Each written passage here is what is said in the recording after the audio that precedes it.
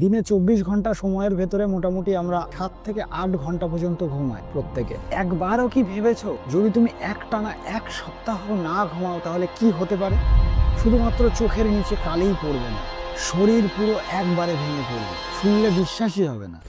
একদিন না ঘুমালে মাথা ধরে, মন খারাপ লাগে, এ তো সবারই জানা কথা।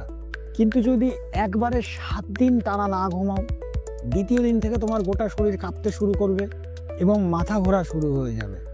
তৃতীয় দিন থেকে তোমার ব্রেনের ভেতরে হ্যালোসিনেশন শুরু হয়ে যাবে এবং কোনটা বাস্তব কোনটা অবাস্তব এই দুটো তোমার ভেতরে মিলিয়ে যাবে।